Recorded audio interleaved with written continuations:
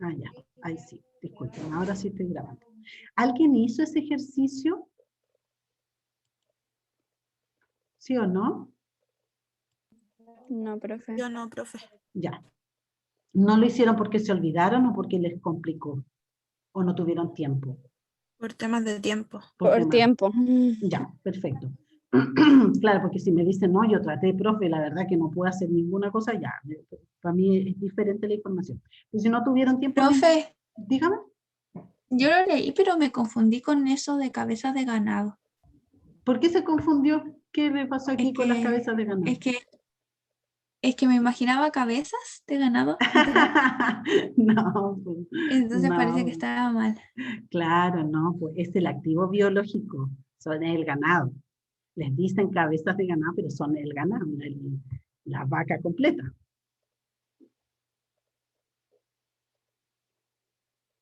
Es un activo biológico, no un producto agrícola, es un activo biológico, ¿verdad? Es un ser Sí, vivo. profe, ya. Ahora entiendo todo. Ya, no hay problema. Entonces, este ejercicio decía, una empresa compró 100 cabezas de ganado en una subasta por 100 millones, eso fue el 30 de junio del 2014. En diciembre del mismo año, el valor de mercado de este ganado se incrementa a 110 millones. Entonces ahí tenemos un aumento de valor, ¿no es cierto? Una ganancia por el valor razonable del ganado. El número de cabezas de ganado se mantuvo constante, o sea, son las mismas 100 cabezas de ganado. Pero ya el año siguiente, en el 2015, se sacrificaron 42 cabezas de ganado. El costo de la faena de los animales fue de 4.200.000. Eso es un costo como lo sería el costo, no sé, de las vacunas, de la mantención, ¿ya? Es un costo. No va directamente al auxiliar del activo biológico. El valor de mercado, en esta fecha, en el 2015, de las reses faenadas, en ese día, fue de 48.300.000, con un costo de transporte a los puntos de venta estimado en 1.300.000. Determina el valor libre de las 58 cabezas de ganado restantes. O sea, aquí lo que le están pidiendo es cuál es el saldo contable del activo biológico ganado. ¿Por qué? Porque me quedaron 58, ¿verdad? Compré 100, sacrifiqué 42 y me quedaron 58. ¿A qué valor me tienen que quedar esas 58 al 31 de diciembre del 2015? Si ustedes, yo les pregunto, y una respuesta rápida, ¿a qué valor deberían quedar? No me den un monto, dígame un concepto. ¿A qué valor tienen que quedar esas cabezas de ganado?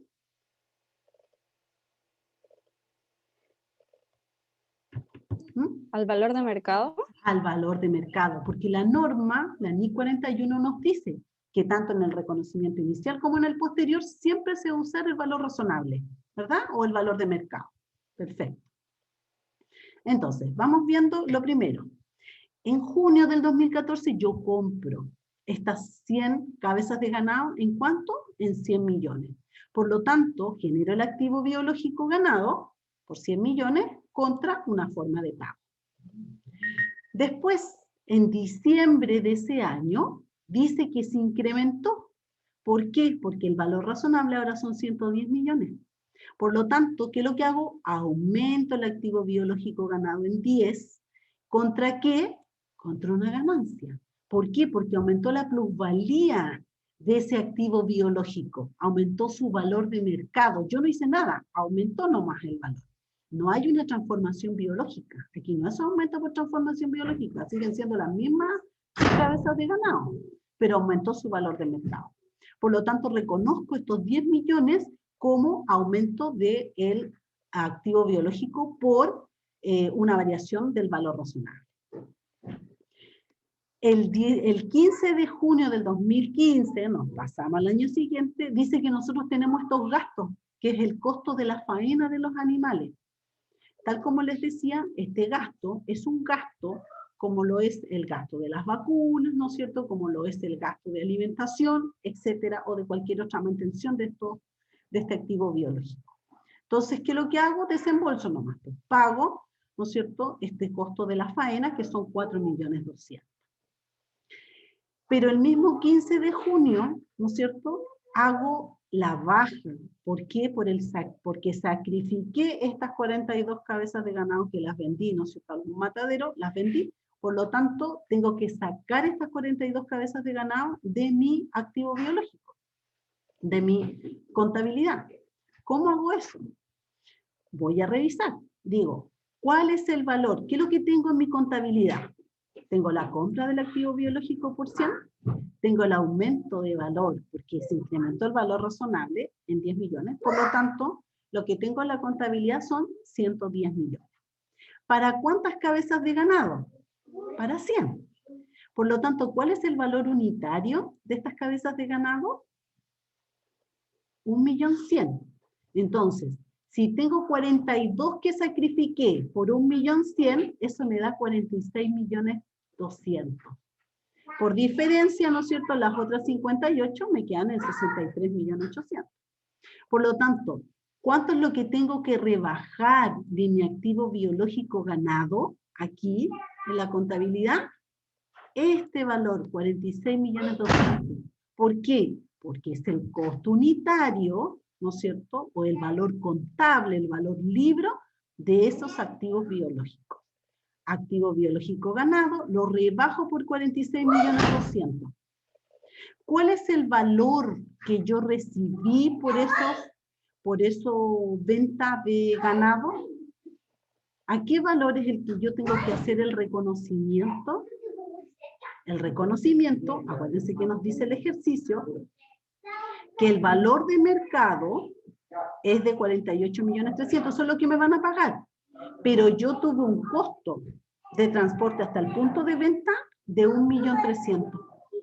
Por lo tanto, aquí el valor razonable, ¿no es cierto?, que sería el gasto del inventario, del gasto faenado, son 47 millones.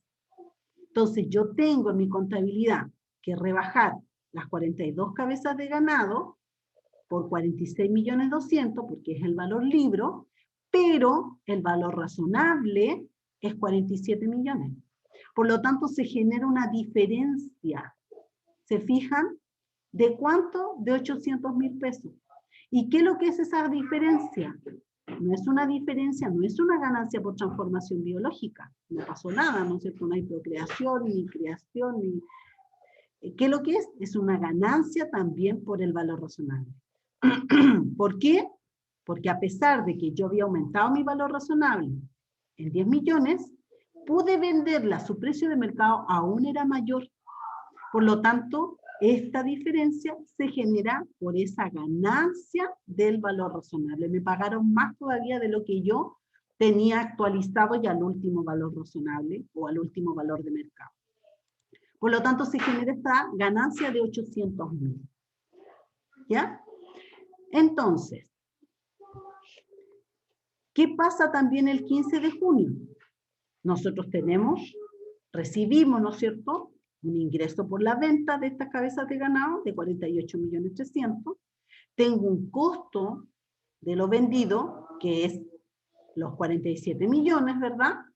Tengo un gasto por traslado, que es de 1.300.000, y por lo tanto necesito saber ahora en cuánto me quedan esas otras 58 cabezas de ganado. ¿En cuánto quedan valorizadas? ¿Qué dato tengo? El último dato de valor razonable que tengo es el del 15 de junio del 15 de junio del 2015. ¿Y cuál era el valor razonable que tenía? Tenía un precio de venta, aquí, un precio de venta, un precio de mercado de 48.300.000. Ese es el último dato que tengo, ¿verdad?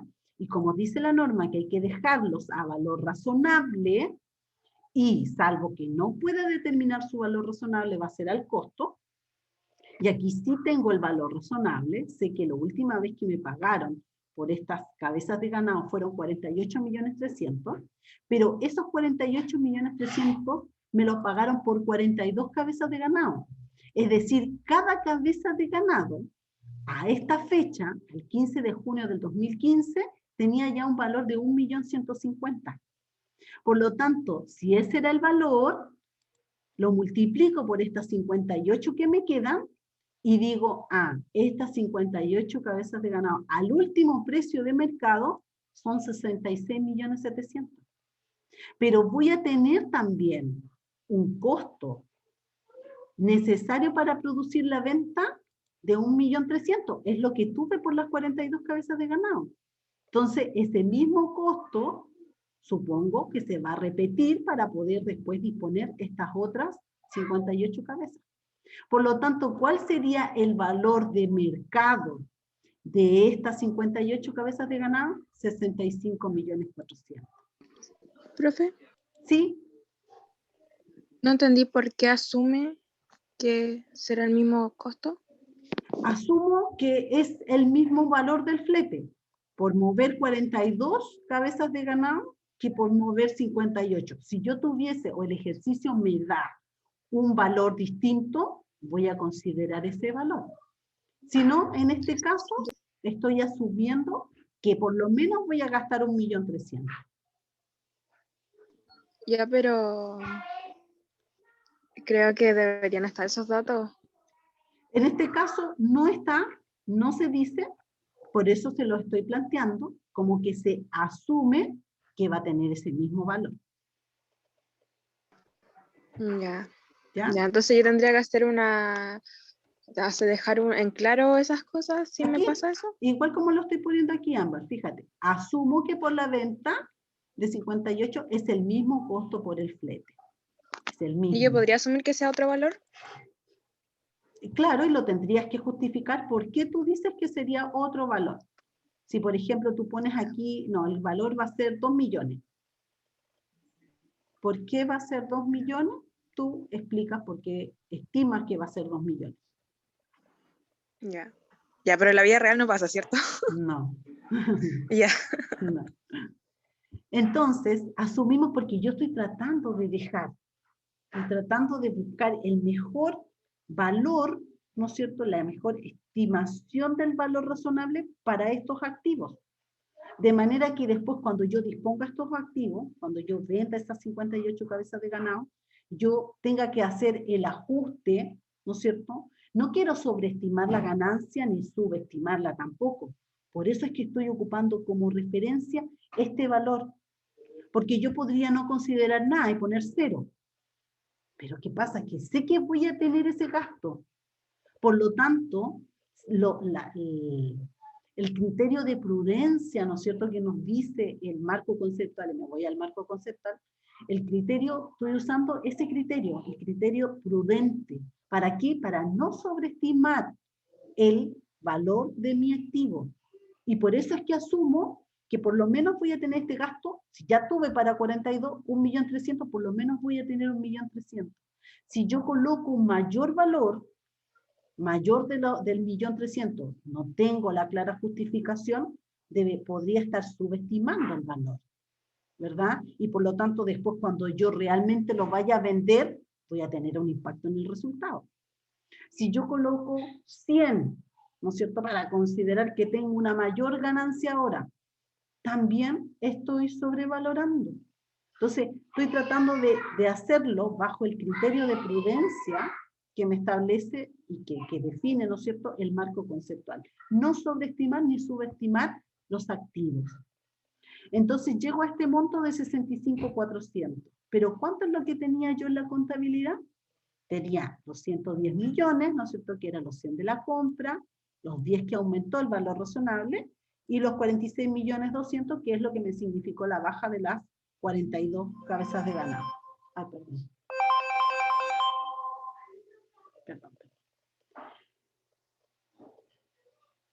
Entonces, comparo. ¿Qué es lo que voy a comparar? Este valor, que es el valor contable, con el valor de mercado que tengo ahora. Y se genera una diferencia de 1.300.000. ¿Cuál es mayor? El valor de mercado.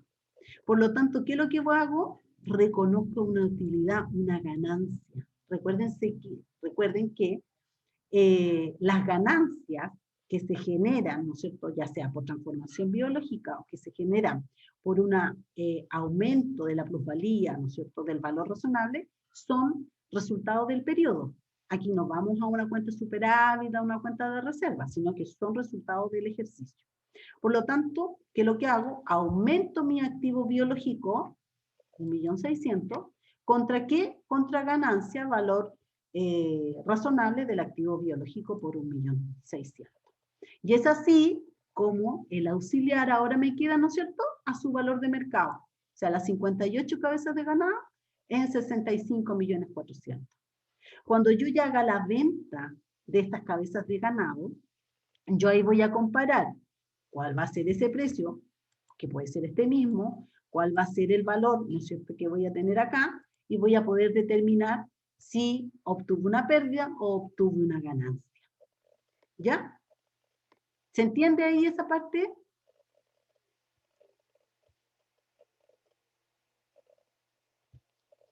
¿Se entiende, no? Sí. Se los muestro aquí en un estado de resultado. Ustedes van a, si miran un estado de resultado con estos movimientos que tuvimos, nosotros vamos a tener el ingreso por la venta. ¿Cuánto es lo que me ingresó? 48.300.000. ¿Cuál es el costo de esa venta? Los 47 millones. Por lo tanto, se está generando este margen de 1.300.000, que es, ¿no es cierto?, en el fondo el traslado. ¿Cuál es la ganancia que he obtenido?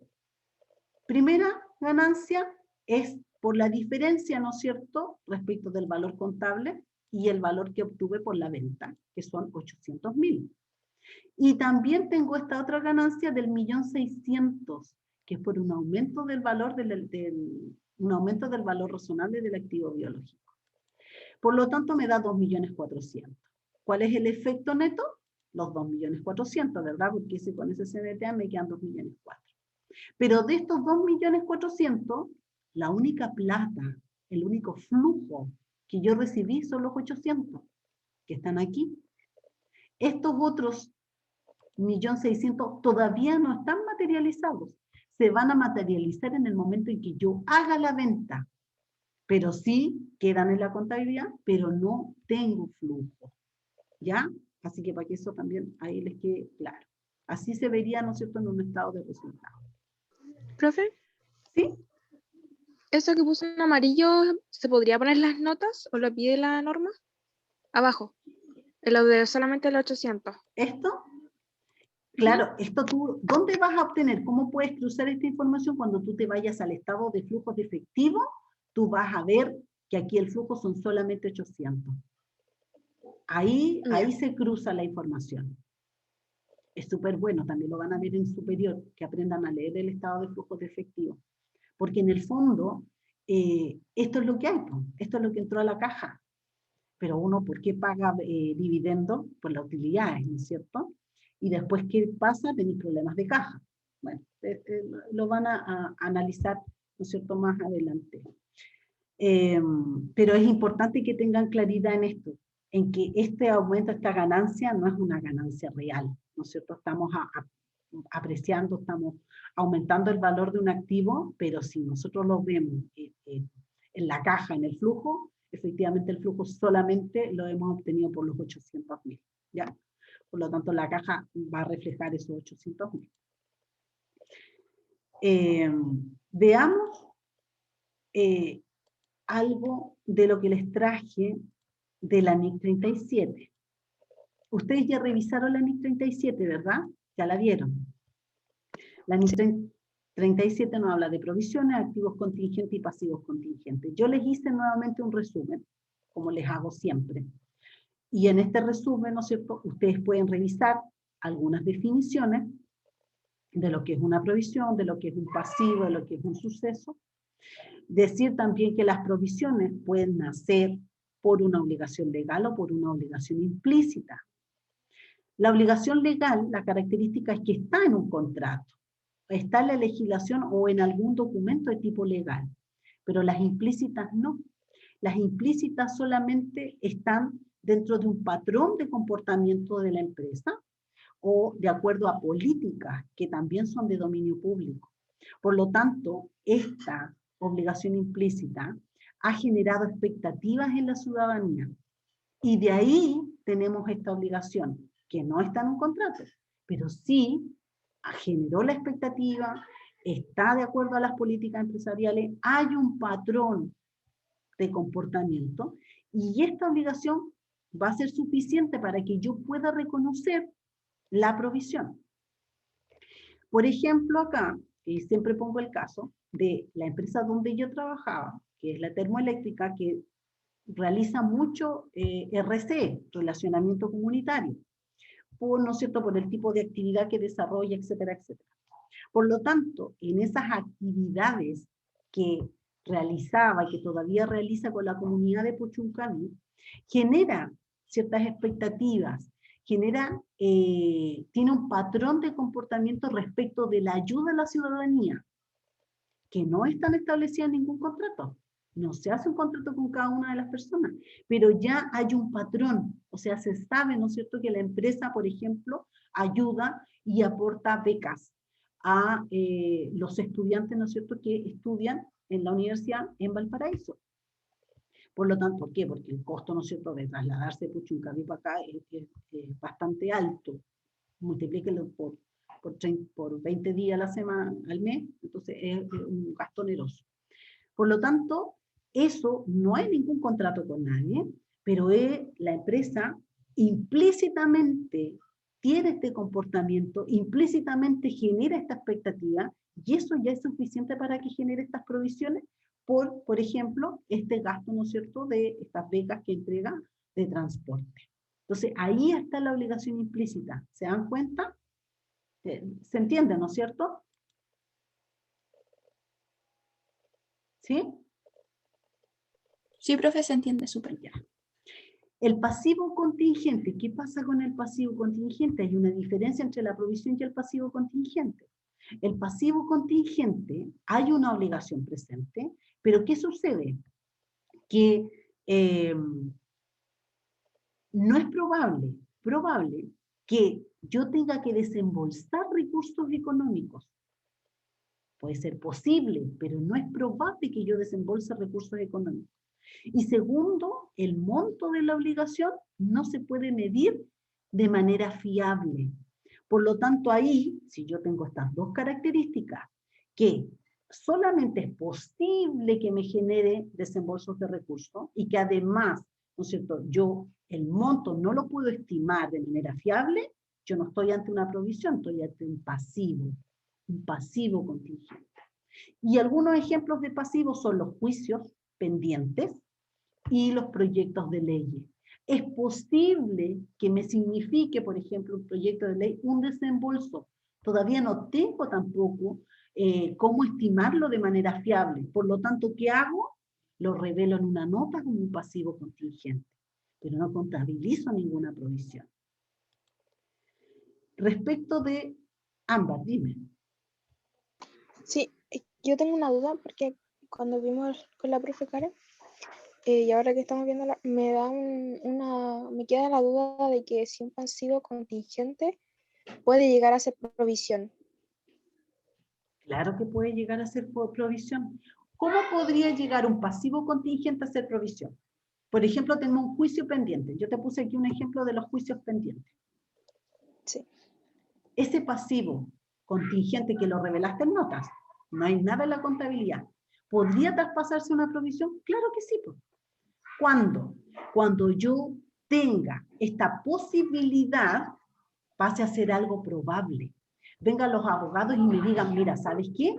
Este juicio va a salir adverso, por lo tanto vas a tener que pagar. Y se estima que el monto que vas a tener que pagar es de X millones de pesos. Ahí ya dejó de ser un pasivo contingente y ahí pasó a ser una provisión, porque es probable que voy a tener que desembolsar recursos. Y además el monto, yo lo puedo estimar porque vienen los asesores, los abogados, me están diciendo que el valor es X a pagar. Por lo tanto, se están cumpliendo las características para definir un pasivo. Hay un hecho pasado, ¿no es cierto? Un suceso pasado, que es la demanda. Hay un valor que se puede estimar fiablemente, porque me lo están diciendo expertos, ¿verdad? Y además, el que yo tenga que pagar me va a generar una salida de recursos. Por lo tanto, ese pasivo puede pasar a provisión. Muy buena pregunta. Ya, profe, muchas gracias. En el caso de los activos contingentes nunca se registran en la contabilidad. ¿Por qué? Porque el activo contingente, cuando efectivamente se materializa, ya es un activo. Por ejemplo, aquí dice, una reclamación a través de procesos legales que la empresa haya podido emprender cuyo desenlace final sea incierto. O sea, yo, empresa, demando, por ejemplo, a mis proveedores por, no sé, incumplimiento, falla, lo que a ustedes se les ocurra. Yo coloco una demanda. Entonces, para mí, si esta demanda sale favorable, yo voy a recibir un ingreso porque los demandé por X millones de pesos.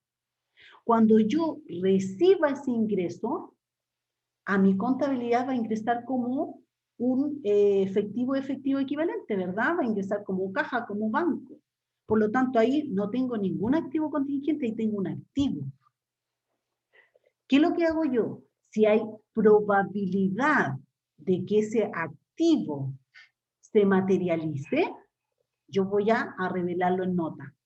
Si existe solamente una posibilidad, no hago nada. O sea, si es muy remota la posibilidad de percibir algo, yo no, ni siquiera lo revelo en nota.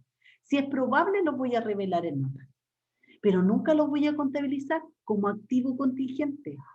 Lo contabilizo como activo directamente cuando ingresa la plata a la caja. ¿Me entienden? Que es un poco lo que nos señala acá.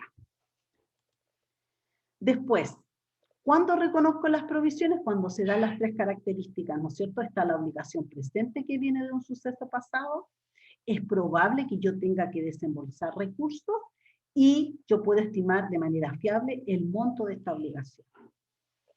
En cuanto a los pasivos contingentes y los activos contingentes, nosotros no hacemos contabilizaciones. ¿Qué es lo que hacemos? Revelamos en nota. La medición. ¿Cómo mido yo las provisiones? Las mido respecto de la mejor estimación que yo pueda realizar. La mejor estimación que pueda realizar. Sin embargo, estas estimaciones siempre están sujetas a riesgos y a incertidumbres. ¿Por qué? Porque es una estimación. Hay circunstancias, contexto que puede variar y que te va a hacer variar el monto de la provisión. Pero por eso es una provisión, es una estimación. ¿Ya? Entonces siempre va a haber estos riesgos y estas incertidumbres que pueden afectar el valor de esa provisión. ¿Qué pasa entonces si cambia el valor de esta provisión? Lo que yo debo hacer siempre al final de cada periodo es revisar las provisiones. Y si determino que ya no es probable que yo tenga que desembolsar recursos, ¿qué hago? Reverso la provisión. Liquido, anulo, reverso la provisión. ¿Por qué? Porque ya no se están cumpliendo las tres características. Yo ya no voy a tener, no me va a significar un desembolso de recursos. Por lo tanto, tomo esa provisión y la reverso. ¿Ya? Dice, si una empresa de manufactura ofrece a los compradores de su producto garantías en el momento de realizar sus adquisiciones, en virtud de las condiciones de un contrato de venta, o sea, estamos hablando aquí que hay una obligación legal, ¿verdad? Que hay un contrato. La empresa manufacturera se compromete a subsanar, por medio de la reparación o de la sustitución de los productos, los defectos de fabricación que se pongan de manifiesto en el transcurso de 3 años, desde el momento de la transacción. Según la experiencia pasada, es probable que se presenten algunas reclamaciones en el periodo de garantía. Aquí estamos en presencia de una provisión o de un pasivo contingente. ¿Qué creen ustedes?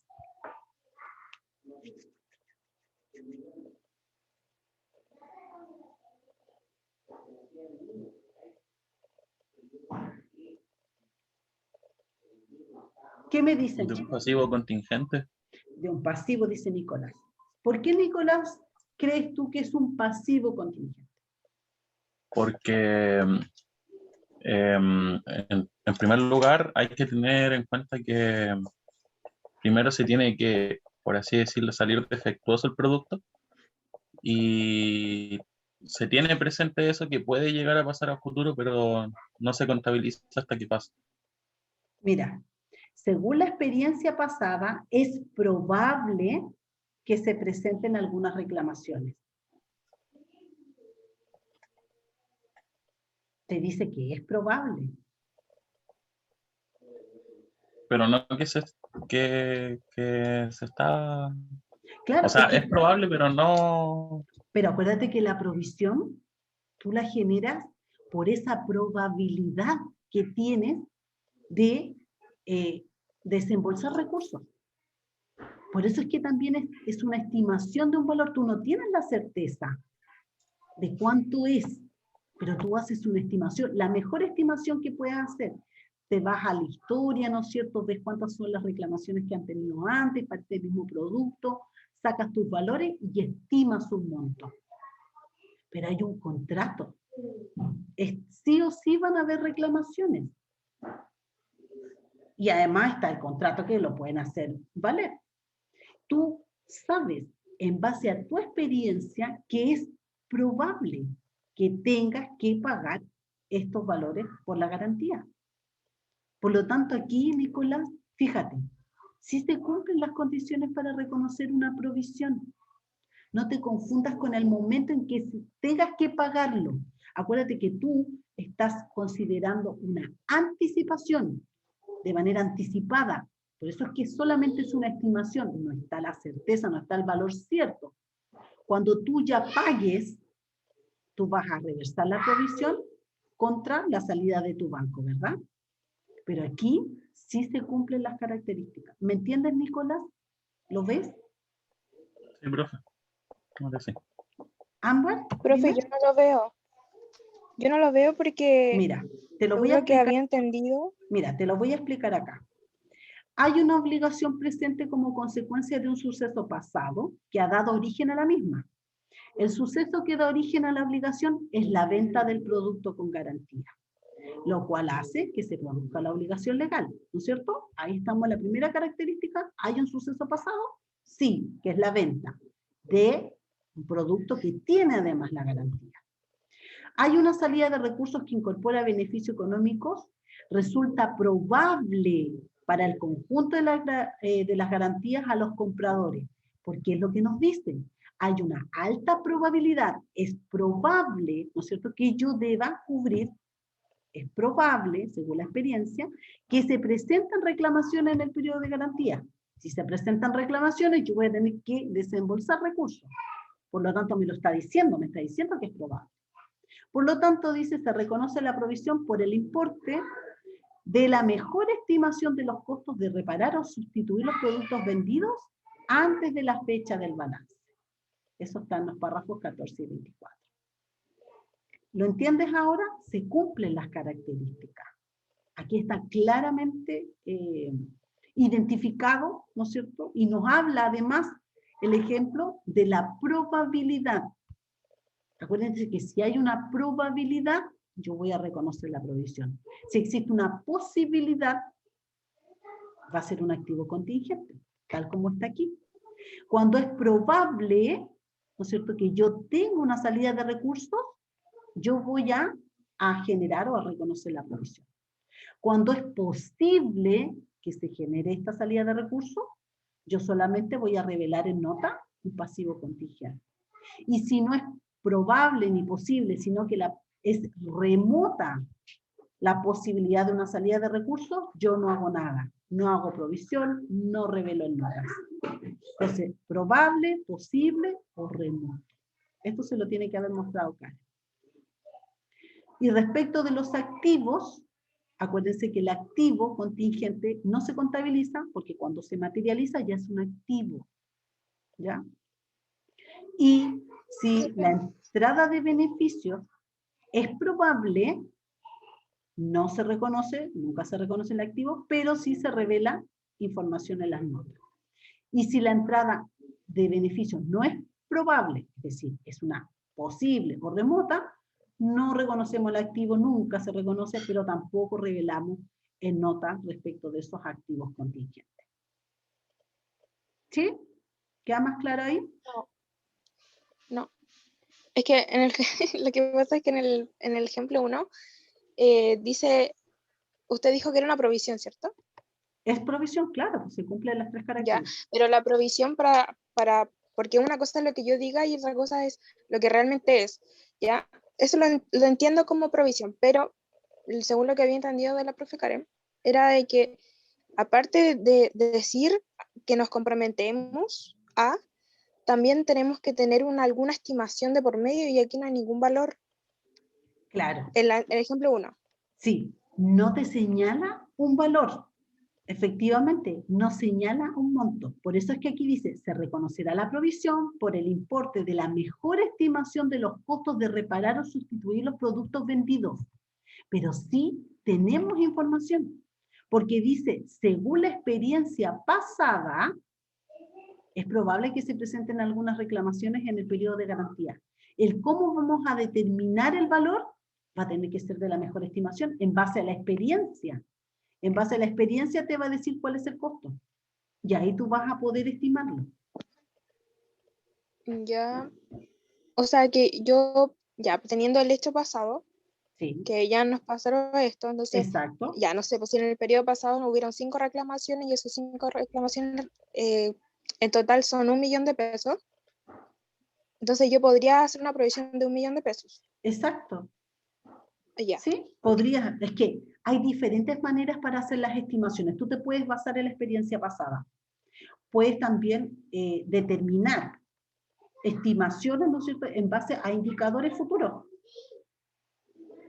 Tú, la forma, y de hecho cuando ustedes vayan a hacer auditoría, lo que se van a fijar no es en el monto de la provisión, van a revisar las características, ¿no es cierto?, y van a revisar cómo se realizó la estimación, porque ahí está el tema, ahí está el tema, ahí está la particularidad o la sensibilidad que hay que tener en cómo estiman estos valores.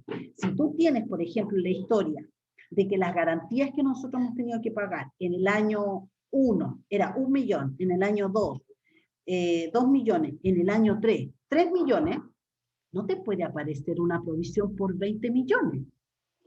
O sea, ¿qué estimación utilizaron? Si la historia atrás te dice que pagaste 1, 2 y 3 millones, ahí viene el análisis. Por eso que la sensibilidad en el tema de las provisiones está y que efectivamente se esté provisionando lo que corresponde, porque se cumplen las características que dice la NIC 37, pero que además el monto esté bien estimado.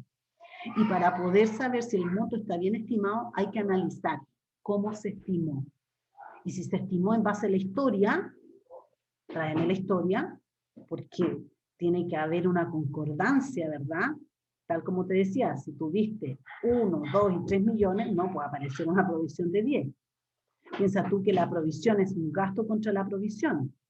Por lo tanto, te pega ese gasto directamente en el resultado. ¿Sí? sí, profe. Veamos 4 casos que les traje, porque no tiene sentido que les deje el trabajo, prefiero revisarlos con ustedes, ya, porque no sé cuándo nos vamos a volver a ver y quizá no nos volvamos a ver antes de la prueba. Entonces, revisemos esto. Están resueltos y además está la justificación de la NIC. Mira, dice, el caso 1, varios trabajadores a los que se les ha rescindido, terminado su contrato indefinido, han interpuesto una demanda por despido improcedente. Los asesores laborales de la sociedad opinan que existe un alto grado de probabilidad de que el fallo judicial resulte desfavorable y condenatorio para la empresa, y que las pretensiones de los trabajadores despedidos sean reconocidas. El costo total estimado por dichos asesores es de unos 200 millones. La empresa no desea, en caso de que sea así, readmitir a los trabajadores despedidos. Entonces, si usted fuera el asesor, ¿qué aconsejaría la administración? Justifique su respuesta en función de la NIC 37. Entonces, ¿qué pasa aquí? Se están dando todas las características para poder reconocer la provisión. ¿Qué le va a decir usted? Tiene que reconocer la provisión. De acuerdo con el enunciado y debido a la probabilidad que la sentencia sea desfavorable, debe reconocer una provisión para estas responsabilidades. ¿Cómo hago este reconocimiento? una cuenta de gastos contra la provisión por responsabilidades. ¿Por qué valor? Por el valor que tenemos aquí, que nos están diciendo, que son los 200 millones. La justificación de la NIC 37 es que se cumplen las 3 características. Eso está en el apartado 2. La entidad tiene una obligación presente, es probable que la empresa tenga que desprenderse de recursos y se puede estimar de manera fiable el importe de esta obligación. Por lo tanto, aquí estamos claramente ante una provisión. ¿Se entiende este ejemplo, chiquillos? Sí, sí, profe. Ya. Ahora hagamos el comparativo con el pasivo contingente. Mira, fíjate la diferencia acá, Nicolás. Dice, una empresa, por razones de política empresarial, ha procedido a prestar un aval solidario a otra empresa, por ella participada. ¿Qué quiere decir por ella participada? Que tiene participación, o sea, que forma parte, ¿no es cierto?, de esa empresa a través del capital de acciones y tiene participación. De la cual dice, no obstante, no posee la mayoría del capital, a pesar de contar con una participación que es significativa. El aval ha sido prestado ante una entidad financiera para facilitar y agilizar la financiación de la participada en determinados proyectos de inversión que ésta ha iniciado y que la colocarán como líder en su sector. La empresa participada y avalada se encuentra en una excelente situación financiera y las cuentas de resultados de los últimos años reflejan unos beneficios adecuados a las dimensiones de esta y a las características del sector en el que desarrolla su actividad. No obstante, los nuevos proyectos resultan de una envergadura importante y de fracasar podrían suponer problemas financieros para la empresa avalada. Es decir, nosotros estamos siendo aval de una empresa que tiene buenos resultados, que sus estados financieros demuestran, ¿no es cierto?, que ha tenido buenos resultados. Sin embargo, dice, estos proyectos son de tal envergadura que podrían generarle algún problema financiero a esa empresa avalada. No a la empresa que está haciendo aval, sino que a la empresa avalada. Por lo tanto, aquí, la empresa avalista, nosotros que estamos siendo de aval, debido a que no es probable que deba hacer frente a la deuda generada frente a la entidad financiera por su participada, debido a la excelente situación financiera de esta, no debería proceder al reflejo contable de ningún pasivo.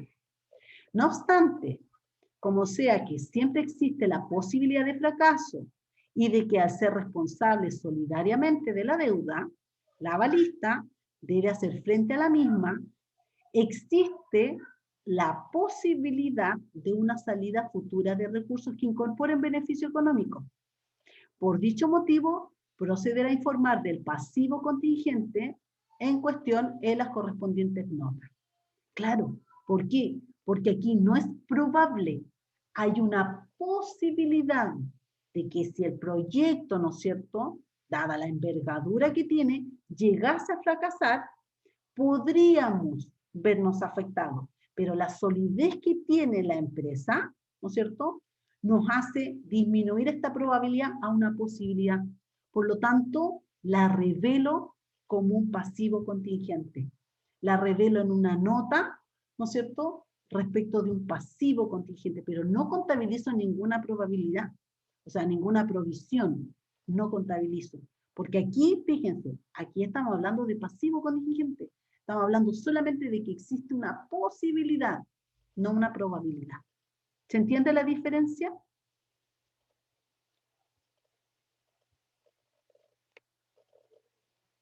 Miren, vean lo que dice la NIC 37 en el apartado 19. Establece una diferencia entre probable y posible. En este sentido, dice, cuando ante una situación de las características descritas sea probable que la empresa tenga que desprenderse en el futuro de recursos, deberá reconocer contablemente tal pasivo contingente mediante la oportuna previsión, tal y como se ha puesto de manifiesto en el primer ejercicio, en este, ¿verdad?, donde teníamos la demanda. Perdón, acá abajo. El concepto de probable se entiende en el marco de esta NIC, en el sentido de que sea más factible que se produzca el hecho a que no se produzca. Ahí está la definición, si queremos ver una diferencia entre lo que es probable y lo que es posible. Probable, ¿no es cierto?, es que es más factible que se produzca el hecho a que no se produzca. En cambio, dicen, en aquellos casos en que la probabilidad sea baja y solo resulte posible que la empresa haya de desprenderse en el futuro de recursos que incorporan beneficio económico, tal situación debe informarse exclusivamente en las notas. ¿Por qué? Porque es un pasivo contingente. ¿Se entiende esta parte?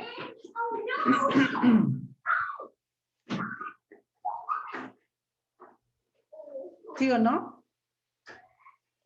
¿Están ahí? Sí, ¿Sí? ¿O ya están almorzando? Ya. no, todavía no. Ah, ya.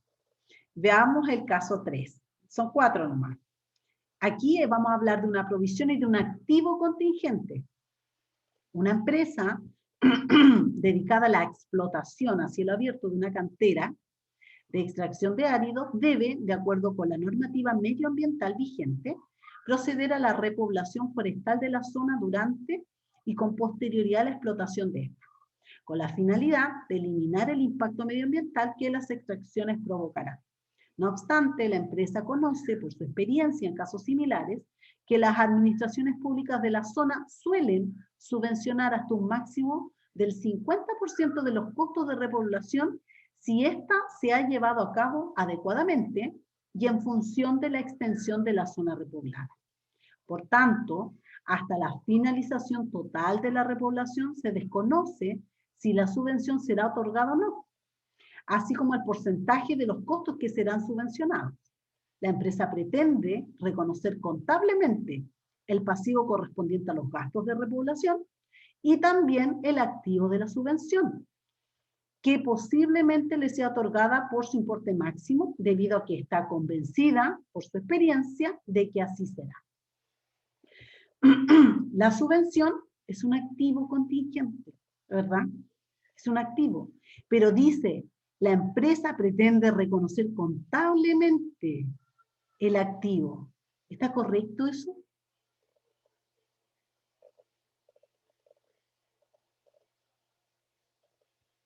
¿Está correcto, no? No, ¿verdad? Porque les acabo de decir que los activos contingentes no se contabilizan. No se contabilizan. Solamente si recibe la subvención, va a ingresar a la caja o al banco, ¿verdad? Y ahí ya es un activo, caja o banco. Entonces, de acuerdo con la NIC 37, la empresa debe reconocer la provisión por riesgos y gastos por el importe de la mejor estimación posible de la repoblación que debe llevar a cabo, debido a que es probable que la misma reporte una salida de recursos de la empresa que conforman beneficio económico. En cambio, no puede reconocer la subvención como ingreso hasta que ésta no haya sido aceptada y reconocida por la administración, porque la NIC 37, en el apartado 21, dispone que los activos contingentes solo se reconocen cuando la futura ganancia potencial sea prácticamente cierta o altamente probable, y por tanto tenga las características o condiciones de un activo. Cuando la ganancia solo sea probable, deberá divulgarse las notas a los estados financieros. Si solo es posible, no se tiene en cuenta. En el caso planteado, se entiende que la subvención sobre todo contemplando su importe máximo, solo es posible y por lo tanto no debe tenerse en cuenta hasta su reconocimiento expresado por la administración pública. La NIC 37 establece ciertos grados, o sea, ciertos criterios de graduación para el reconocimiento tanto del activo como del pasivo contingente. Es más estricto con los activos que con los pasivos. Cuando un pasivo contingente es probable, debe reconocerse contablemente tal pasivo mediante la correspondiente provisión. Pero si su importe y el momento de su desembolso no son conocidos, no son perfectamente conocidos.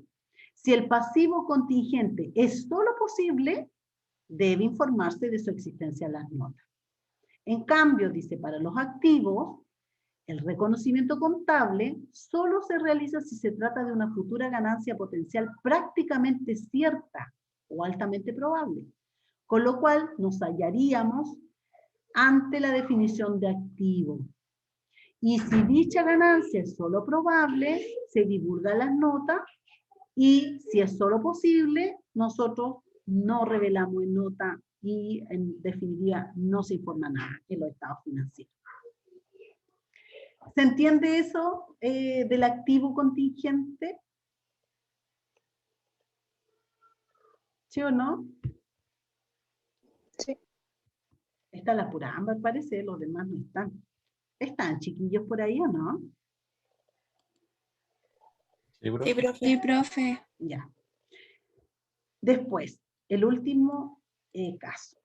Me dice, al 31 de diciembre del 2007, una empresa reconoció una provisión por juicios laborales por 100. Durante el 2008 se obtuvo la resolución de estos juicios, debiendo la empresa cancelar el monto de 95, o sea, había provisionado 100, tiene que pagar menos, 95. A la fecha de cierre de los estados financieros siguientes, 31 de diciembre del 2008, y producto de la evaluación de las provisiones por este concepto, la entidad decide reflejar una nueva provisión de 40. Como dato adicional, al 31 de diciembre del 2007, los abogados de la empresa señalaron que es altamente probable que los juicios resulten adversos. Entonces, ¿sabemos cuáles son los requisitos para reconocer una provisión? ¿Qué pasa en el año 2007? ¿Está correcto el reconocimiento de la provisión? ¿La empresa tiene una obligación legal presente como resultado de un suceso pasado? Los abogados informan que la probabilidad de perder el juicio es alta, por lo tanto la empresa tendrá que desprenderse de recursos para su pago. Por último, se logra obtener una estimación también fiable de esta obligación, que en este caso es de 100 millones, o de 100. ¿Qué es lo que hago? Reconozco el 31 de diciembre del 2007 la provisión. ¿Cómo hago eso? Una cuenta de gasto contra la provisión. ¿Por cuánto? Por 100. ¿Qué pasa en el 2008? El pago de la indemnización anteriormente provisionada se concreta, pero no pago los 100, pago 95, me dice el ejercicio. Por lo tanto, ¿qué es lo que hago? Reverso la provisión por los 100, desembolso, saco de mi banco los 95 que tengo que pagar. ¿Y qué pasa con esta diferencia? Se lleva a la cuenta resultados acumulados. ¿Por qué lo llevo a la cuenta resultados acumulados? ¿Quién se acuerda? ¿Y no lo llevo a la cuenta resultados del ejercicio? ¿Mm? Porque esa provisión estaba en el periodo anterior. Exactamente. Entonces, todo lo que venga de periodos anteriores, yo voy a utilizar esta cuenta, que es la cuenta resultados acumulados. Muy bien. ¿Qué pasa en el 2008? Acuérdense que el ejercicio dice que al 31 de diciembre del 2008 y producto de la evaluación de las provisiones, la entidad decide reflejar una nueva provisión. Pero ¿en base a qué refleja una nueva provisión? ¿En base al temor? Al 31 de diciembre del 2008, la empresa no debe reflejar una nueva provisión por valor de 40, puesto que no existe la probabilidad de generar un desembolso de dinero que la empresa podría utilizar para obtener beneficio económico futuro. El monto no es posible tampoco medirlo de manera fiable y no existe una obligación presente. No hay una demanda, ¿verdad? No hay un monto que un asesor le esté diciendo. No hay un suceso pasado que genere, ¿no es cierto?, este desembolso o posible desembolso futuro.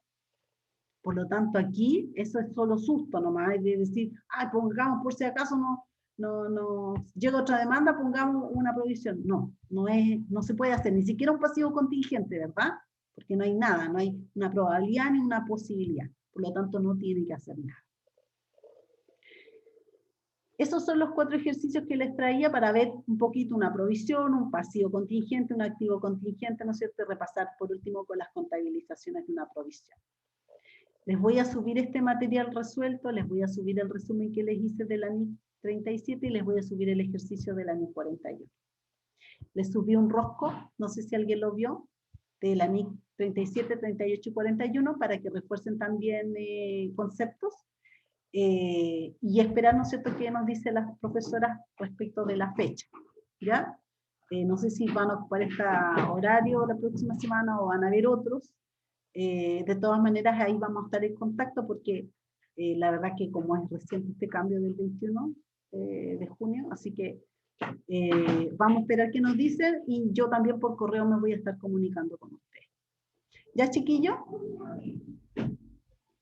Ya, profe. ¿Ya? ¿Alguna duda? ¿Algún comentario?